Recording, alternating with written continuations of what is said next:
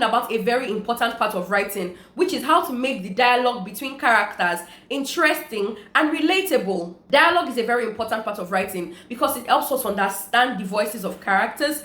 It helps us establish the world that the characters live in. It explains important information. It gives us a clear insight into the relationship between the characters, and it creates a flow in the entire story. Dialogue is a literary device that I don't think gets talked about enough. So today, we are going to remedy that.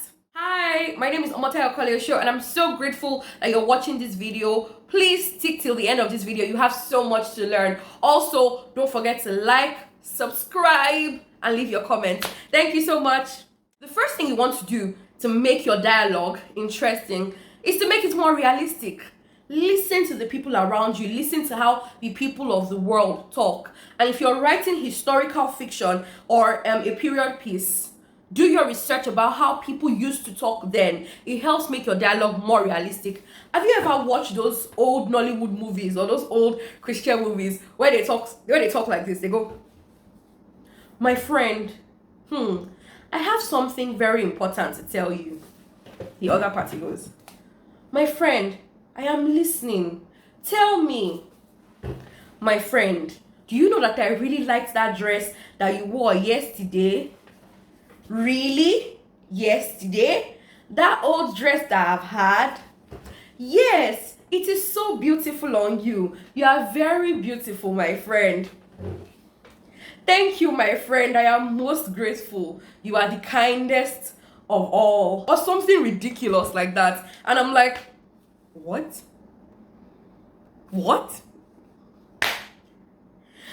If you're friends, you're not going to talk like that in real life. So why can't you just implement it into the script you're writing, into your acting, or into the book that you're writing? Make your dialogue realistic. Then it becomes more relatable. How do friends talk to each other now? What kind of slangs do they use? What's their body language when they are talking to each other? Is there a sarcastic friend? Is there a witty friend? What kind of languages would those friends use? It is important to implement that into your writing to make it as relatable as possible for your readers.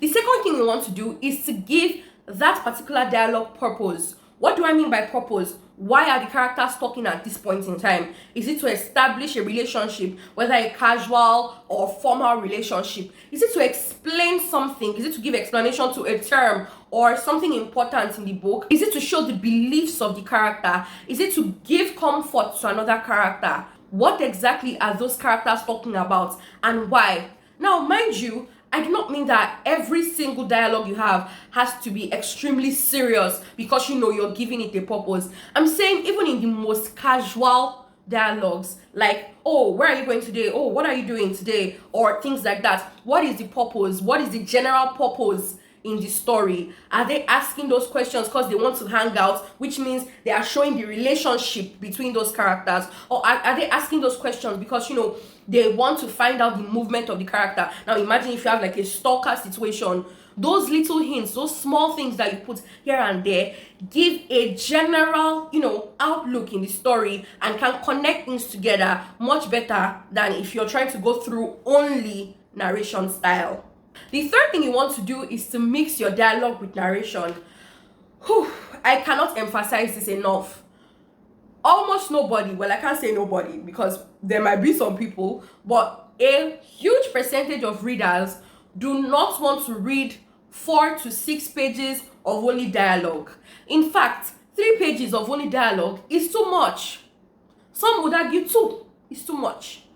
You have to mix your dialogue with narration. Let the narrator have a voice in between the dialogues. Break the dialogue and explain things as you're breaking the dialogue. Do not just break for the sake of it. Explain things in between. You can tell us about the characters. You can tell us about the inner thoughts of the characters, the fears of the characters, another character's reaction to what a particular character just said. There's so much you can do with the narration. But the most important thing is to mix narration with your dialogue to make it more interesting and more readable for your readers. Another way to make your dialogue interesting is to use other dialogue tags aside from said. I am going to the market, she said. I will follow you there, he said. What about if we take Tonya along? She said. Well, Tonya can come if she likes, he said. Bruh. What happened to he replied? What happened to responded? You know, there are so many other tags. Asked, sighed, grinned. You know, there's so many other things to use in place of said. Now, I am not of the opinion, or I'm not of the school of thought that said, the word said, should be totally disregarded from writing. What I'm just trying to tell you is that aside from said, there are so many other dialogue tags that are available to you. Expand your vocabulary, expand your words, and implement those into your writing. The final thing I have to say about making your dialogue interesting is to punctuate properly. Dear writer, if you are writing dialogue, whatever punctuation you use comes before you close the inverted commas, as you can see in this example.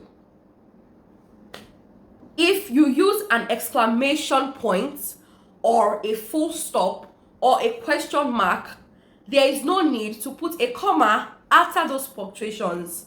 And if you use an exclamation mark, question mark, or a full stop, the next word you're using starts with a capital letter. If you're using a comma, the next word you use starts with a small letter. I know this seems like a lot of people should know, but truly it is an epidemic in the writing world where writers do not know how to punctuate dialogue tags properly. And I know a lot of people say, but that's why you have editors. I want you to understand that a whole lot of times, especially if you're publishing your book through traditional publishers, if the work is going to stress the editor out too much, there is a likelihood that they will not want to accept the book in the first place. So you have to be watchful of your punctuations. Make the work easier for your editors, and also make the work easier for yourself. You know, read your own book and enjoy it as you're reading it. Sure gets. And that brings us to the end of today's video. I really hope you enjoyed it, and I hope you learned something. I'd love to hear from you in the comments. You know, your views about the video, your comments about dialogue, other tips you may have, anything. Comment box is open to you. Thank you so much for watching this video, and I hope to see you again. Bye.